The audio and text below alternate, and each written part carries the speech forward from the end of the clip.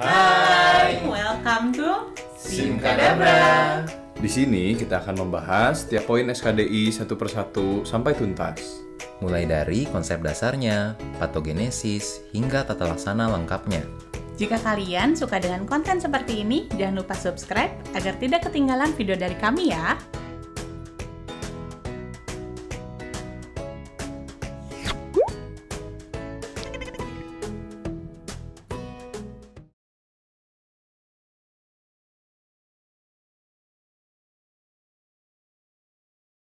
Oke, jadi sekarang kita akan membahas tentang lesi batang otak ya. Sebenarnya topik ini pembahasannya generalis banget, karena lesi di batang otak kalau kita pikir-pikir bisa disebabkan oleh banyak etiologi ya. Akronimnya itu bisa kalian hafalkan dengan CINTA atau CINTA. Singkatan dari kongenital, infeksi atau inflamasi, neoplasma, trauma, and others ya. Jadi ada beberapa proses lain yang tidak termasuk dalam CINT itu. Pokoknya yang termasuk dalam lesi batang otak adalah serangkaian gejala defisit neurologis akibat adanya cedera batang otak ya, yaitu mesencephalon, pons atau medula oblongata. Paling sering disebabkan cedera cerebrovaskuler atau stroke. Di antara semua jenis stroke, 10-15%-nya terjadi pada batang otak ya. Nah, akan sulit nih kalau kita bahas semua penyakit-penyakit yang melibatkan batang otak. Jadi di video ini saya hanya akan fokus untuk memberikan prinsipnya aja gimana sih bedanya lesi pada batang otak dan lesi pada predileksi yang paling umum dan paling dekat, yaitu cerebrum ya. Tentunya teman-teman nanti bisa mengkombinasikan gambaran khas dari suatu penyakit dan predileksinya kira-kira di mana nih, di batang otak atau di cerebral. Contohnya ada defisit neurologis yang disseminated in time and space. Lalu dia gambaran khasnya sesuai dengan predileksi batang otak ya, berarti kita bisa berasumsi bahwa kemungkinan penyakit itu adalah multiple sclerosis di batang otak ya. Nah, dari gambaran umumnya dulu, suatu lesi yang lokal dan tidak luas ya di cerebrum umumnya hanya menyebabkan gejala pada salah satu sistem saja, mungkin motorik aja, sensorik aja, atau otonom aja dan lain-lain. Ini karena jaras dan pusat pengaturan masing-masing sistem kalau di cerebrum itu tersebar lebih luas ya. Sedangkan pada batang otak, jarasnya itu terkumpul dengan susunan yang sangat berdekatan.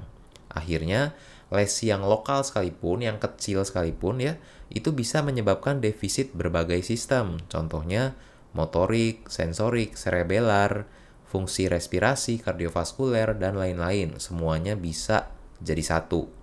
Teman-teman lihat gambarnya. Ini pusat pengaturan berbagai sistem di cerebrum. Satu area, misalnya area yang kuning nomor 3 ini ya, mengatur dominannya satu jenis sistem aja. Nah, kalau yang area kuning nomor 3 ini mengatur motorik volunteer ya, itu gyrus presentral di lobus frontal.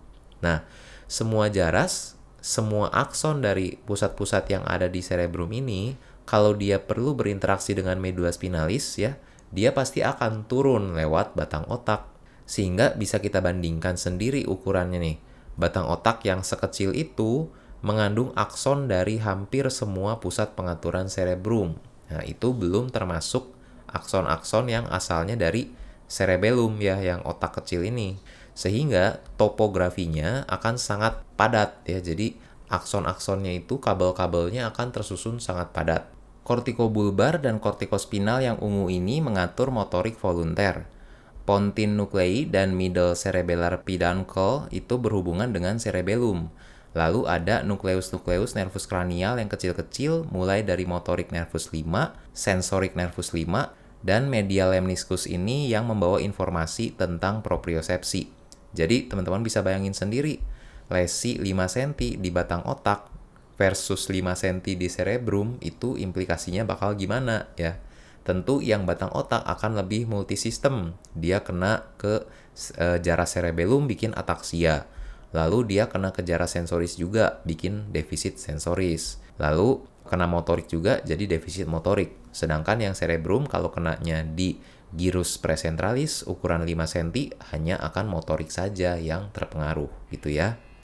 Nah, yang kedua, Lesi cerebral tidak melibatkan sistem cerebellar dan formasio reticularis yang berperan dalam kesadaran dan fungsi otonom tubuh.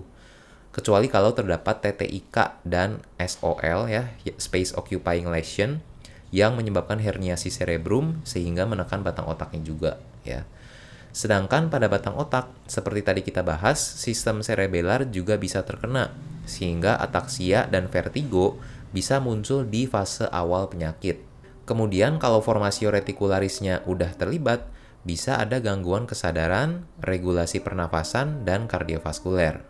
Nah, gangguan pernafasan ini akan berbeda di masing-masing segmen batang otak yang terkena, sehingga bisa kita manfaatkan untuk mengira-ngira di mana sih level kerusakannya ya. Fungsi klinisnya gini, misalnya ada pasien stroke pendarahan di cerebrum ya, atau misalnya epidural hemorrhage (EDH). Baik stroke pendarahan maupun EDH itu kan cepat menimbulkan TTIK dan herniasi otak ya. Salah satu jenis herniasi ada yang namanya herniasi unkal. Jadi uncus lobus temporal itu bisa turun ke foramen magnum dan mengkompresi batang otak yang ada di sini. Dari pola pernafasan pasiennya, kita bisa tahu herniasinya itu udah merusak batang otak sampai sejauh apa ya. Tentunya makin bawah levelnya atau makin mendekati medula oblongata, maka derajat herniasinya akan makin parah. Di level korteks, pernafasan ini disebut Cheyne-Stokes breathing ya. Jadi kalau ada monitor pernafasan, kita bisa lihat grafik yang kayak gini. Tapi secara klinis, kalau kalian observasi langsung pasiennya juga bisa dilihat polanya ya. Cheyne-Stokes ini pernafasannya cepat tapi diselingi periode apnu. Kalau kerusakannya udah mencapai mesencephalon atau pons bagian atas, maka polanya jadi CNH atau Central Neurogenic Hyperventilation ya. Mirip dengan Kussmaul breathing akibat diabetes ketoasidosis ya, tapi penyebabnya berbeda. Kalau Kussmaul mah karena asidosis metabolik sehingga respirasinya berkompensasi ya. Kalau CNH ini karena gangguan pusat pernafasan. Di sini pernafasannya akan terus-menerus cepat dan dalam tanpa periode apnu. Berikutnya mencapai pons bagian tengah, pola berubah menjadi apnoustic. Pasiennya cenderung bradipnu di sini dengan jeda pasca inspirasi. Jadi setelah pasiennya narik nafas, dia jeda dulu, baru ekspirasi, udah gitu apnu ya. Nah, kalau udah di level ini prognosisnya udah buruk teman-teman. Ya, berikutnya di pons bagian bawah atau medula oblongata akan terjadi cluster breathing. Di sini pernafasannya dalam, reguler dan frekuensinya normal, tapi diselingi periode apnu ya. Bedakan dengan Cheyne-Stokes yang sama-sama ada apnunya, tapi kalau Cheyne-Stokes itu frekuensinya cepat, sementara kalau yang cluster breathing itu frekuensinya normal. Nah, akhirnya kalau sudah mencapai medula oblongata, pernafasannya akan menjadi ataksik, yang artinya dia benar-benar irreguler, dalam artian kedalamannya, frekuensinya, dan periode apnunya itu tersebar secara sangat irreguler. Oke, itu penting diingat ya teman-teman. Fungsi klinisnya penting untuk dipraktekin dalam pasien kegawatan sehari-hari, dan di ujian juga sering keluar. Berikutnya ciri umum ketiga, kalau lesinya di cerebrum bisa menyebabkan gangguan fungsi luhur, antara lain afasia, apraksia, agnosia, astereognosis, gangguan kepribadian atau emosional, gangguan memori, dan lain-lain ya. Penjelasan tentang gangguan fungsi luhur ini akan kita bahas di video lain ya teman-teman. Pokoknya kalau ada gangguan fungsi luhur, contohnya afasia, kita bisa anggap korteks cerebrumnya ikut terlibat di dalam lesi itu ya.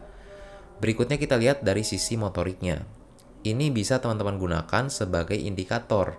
Jadi kalau lesinya unilateral, di cerebrum dia hanya akan mengenai UMN, traktus kortikospinal, dan kortikobulbar, yang keduanya sebelum bersilangan. Traktus kortikospinal fungsinya untuk motorik ekstremitas, sedangkan kortikobulbar untuk motorik nervus kranial.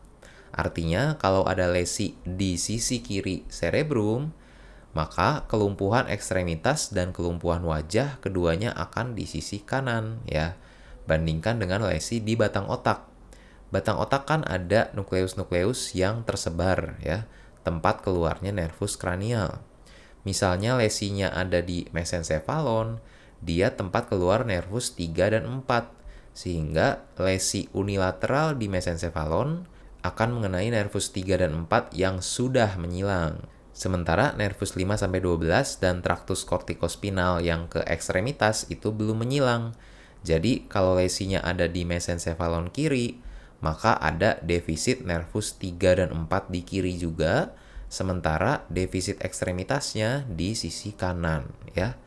Fenomena ini yang kita sebut dengan hemiparese alternans. Supaya lebih kebayang, bisa dilihat ilustrasi berikut. Kita fokus lihat ke jaras kortikospinal yang ke ekstremitas dan jaras nervus 7 dan 12 di dalam traktus kortikonuklear. Kortikonuklear sama kortikobulbar itu sama aja ya teman-teman. Untuk lesi di cerebrum kita contohkan ada di kapsula interna sebelah kiri nih. Nah, bisa ditelusuri baik nervus 7 dan nervus 12 serta kortikospinal semuanya kena sebelum mereka menyilang ya. Jadi hemiparese wajah dan ekstremitas akan sama-sama terjadi di sebelah kanan ya, kontralateral dari lokasi lesi yang ada di sebelah kiri. Bandingkan kalau lesinya ada di pons kanan seperti ini. Di pons keluar nervus 5, 6, 7, dan 8. Sehingga keempat nervus ini kemungkinan besar sudah menyilang pada lesi yang mengenai pons. Teman-teman lihat di sini, lesi di kanan, nervus 7-nya kena yang kanan juga.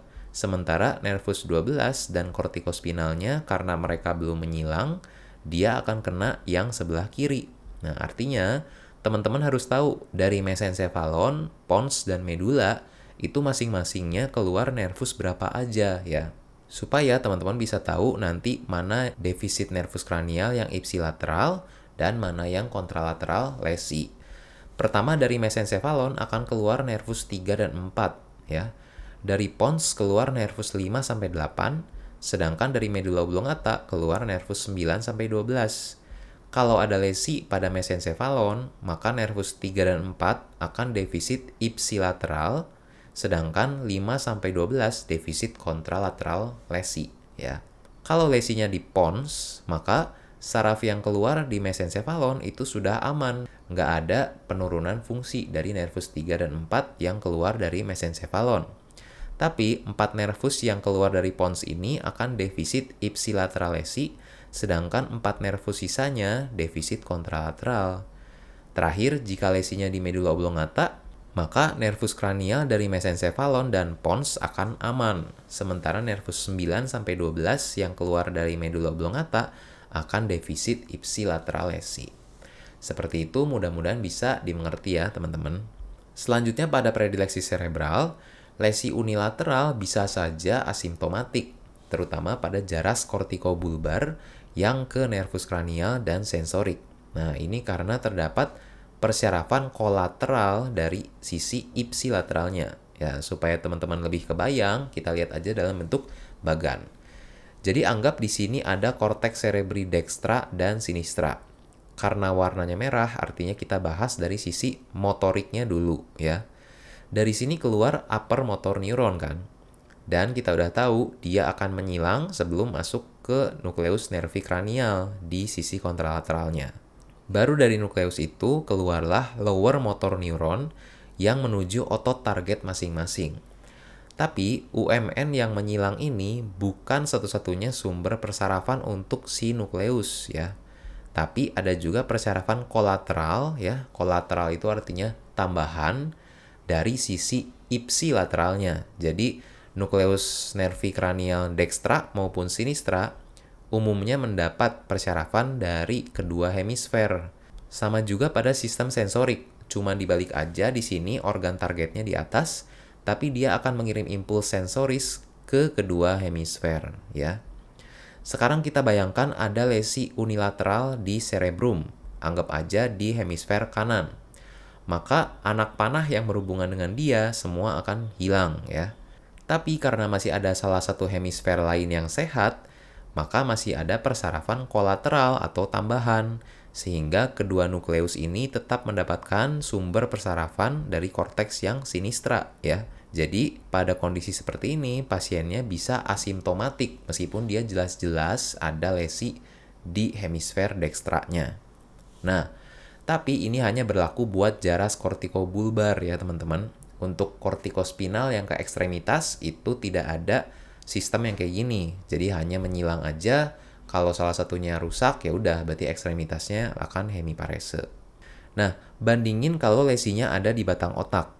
Lesi batang otak kan berarti kerusakannya ada di level nukleusnya ya. Berarti anak panah yang berhubungan dengan dia semua juga akan hilang. Nah, udah nggak ada nih yang ngasih sumber persarafan ke organ targetnya. Akhirnya dia juga tidak berfungsi. Artinya, kalau lesi unilateral di batang otak bisa juga menyebabkan defisit saraf kranial yang nyata ya. Umumnya yang bersifat LMN, karena yang rusak adalah lower motor neuron. Parese nervus 3, 4, 6 bisa bikin diplopia. Sedangkan parese nervus 9, 10 bisa bikin disfagia dan disfonia, serta parese nervus 12 bisa bikin dysarthria. Nah, teman-teman harus ingat, dysarthria ini gangguan pelafalan kata-kata ya.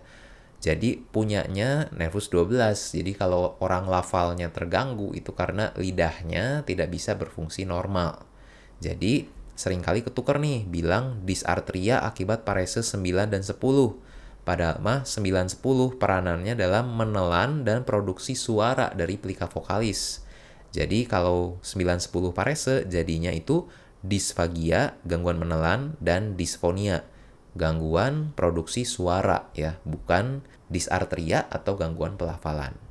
Nah, kondisi pupil ini yang disebabkan nervus 3 bisa juga kita pakai untuk predileksi lokasi lesi ya. Kalau pupil itu miosis bilateral tapi masih reaktif terhadap cahaya, jadi kalau kita sinarin dengan pen light dia masih konstriksi, artinya lesi berada di diencephalon dan besar kemungkinan etiologinya adalah metabolik ya. Kalau midriasis bilateral dan non-reaktif terhadap cahaya, itu lesinya ada di pretektal mesencephalon, yaitu di daerah colliculus superior ya. Kalau teman-teman lupa itu di mana lokasinya, bisa langsung googling aja ya. Nah, kalau pupilnya midriasis unilateral, berarti kan anisokor nih pasiennya. Pasti kelainannya struktural ya. Intinya kalau ada anisokor, pasti penyebabnya adalah struktural. Tapi struktural nggak harus selalu anisokor. Bisa aja dia isokor kalau strukturalnya udah parah sampai lesinya itu bilateral ya. Pupil anisokor ini pada suatu kondisi stroke atau trauma, teman-teman harus langsung pikirin adanya herniasi. Herniasi unkal yang tadi uncus temporal menekan batang otak, itu bisa menekan juga nervus 3 yang keluar dari mesencephalon, sehingga di sisi yang sakit akan terjadi midriasis pupil ya. Selanjutnya kalau lesinya di mesencephalon secara umum, pupil akan mid posisi, artinya ukurannya itu sedang ya. Nggak midriasis, nggak miosis juga.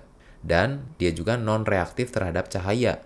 Sedangkan kalau kelainannya di pons, pupilnya akan pinpoint. Jadi dia sangat kecil ya. Serta non-reaktif juga terhadap cahaya. Nah, kondisi pupil ini teman-teman harus ingat juga bersama dengan pola pernafasan yang tadi udah dibahas di awal ya. Untuk membantu menentukan ketinggian lesi di batang otak. Terakhir ada refleks batang otak. Ini juga sering dipakai untuk melihat adanya keterlibatan batang otak dalam suatu penyakit. Kalau refleksnya masih intak, besar kemungkinan batang otaknya masih normal, dan demikian juga sebaliknya. Refleks batang otak yang sederhana dan bisa kita tes secara bedside ya, ada 5 jenis nih. Pertama, refleks pupil. Seperti biasa, kita sinari pupil pasien dengan pen light dan kita lihat respon konstriksinya. Lengan aferen yang berperan dalam refleks pupil itu nervus 2, sedangkan eferennya nervus 3. Kedua ada refleks kornea, dengan aferennya nervus 5 dan eferennya untuk berkedip menggunakan nervus 7. Selanjutnya ada refleks okulosefalik atau doll's eye reflex. Ya. Ini dipraktekkan pada orang yang tidak sadar dan merupakan refleks di mana mata akan bergerak ke kontralateral arah tolehan kepala.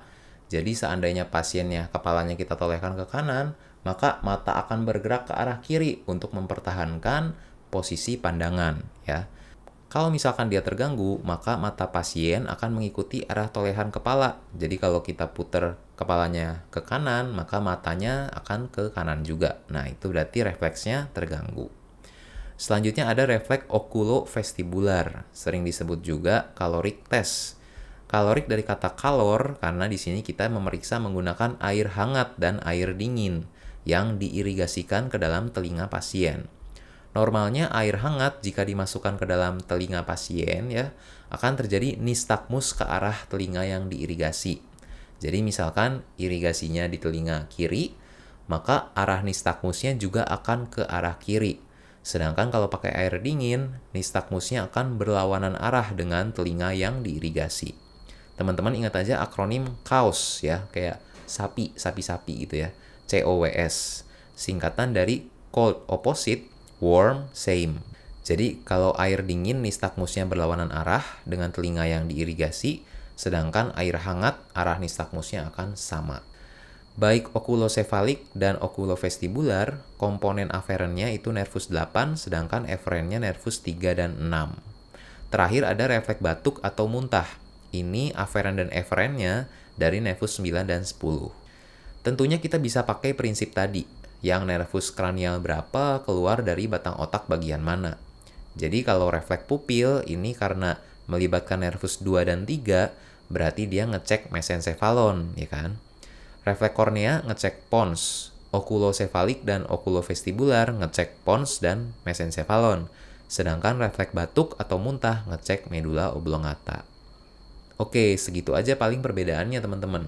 Mudah-mudahan setelah menonton video ini, teman-teman jadi bisa membedakan ya dengan lesi yang ada di korteks. Supaya lebih afdol, kita mau lihat beberapa jenis sindrom batang otak yang real nih. Kita lihat bagaimana karakteristik yang udah diomongin dari tadi benar-benar kejadian pada suatu lesi batang otak. Di mesencephalon kita ambil contoh Weber syndrome. Nah, area yang hijau ini adalah lesinya. Dia ada di sisi sebelah kiri ya. Pertama, dia kena substansia nigra yang berperan dalam produksi dopamin. Kalau dopaminnya kurang, maka bisa muncul gejala Parkinsonisme. Salah satunya adalah akinesia ya. Kita lihat ada Parkinsonisme pada ekstremitas kontralateral lesi. Kemudian dia kena juga kortikospinal dan kortikonuklear yang ke nervus kranial. Lesi kortikospinal kiri bikin hemiplegi ekstremitas kanan. Lesi kortikobulbar kiri bikin hemiparese, facialis, dan hipoglossus kontralateral juga. Tapi di mesencephalon kan keluar nervus 3 dan 4, sehingga nervus 3-nya udah menyilang. Nah, di lesi ini terkenalah radix nervus 3 yang udah menyilang itu, sehingga paralisis oculomotoriusnya itu ipsilateral lesi ya. Teman-teman lihat di sini dia ada paralisis oculomotorius yang kiri, tapi ekstremitasnya di sebelah kanan paresenya. Berarti dia masuk ke hemiparese alternans yang sebelumnya udah kita bahas. Nah, di sini nervus 7 dan 12-nya parese, tapi di sisi kanan juga kontralateral dari lesi ya. Kenapa bisa gitu? Karena nervus 7 keluarnya di pons dan nervus 12 keluarnya di medula oblongata. Sehingga mereka berdua belum menyilang kalau lesinya ada di mesencephalon ya. Berarti terbukti hubungan lokasi lesi dengan lateralitas parese nervus kranial yang ada di mesencephalon, ada di pons dan medula oblongata itu sudah terbukti ya. Mudah-mudahan bisa dimengerti dan bisa diingat juga teman-teman. Tadi itu hanya contoh paling sederhana dari sindrom batang otak. Kalau teman-teman mau baca lebih banyak sindrom lainnya, bisa dicek di link ini. Nanti dijabarkan secara sistematis tuh. Sindrom Wallenberg, sindrom Dejerin, di mana. Nah, itu teman-teman kalau berminat membaca bisa dilihat aja ya. Mungkin segitu teman-teman untuk pembahasan video kali ini, agak membingungkan ya, tapi mudah-mudahan tetap bisa dimengerti. Semangat terus belajarnya, keep studying and let the magic work. Sampai jumpa di video selanjutnya. Dadah.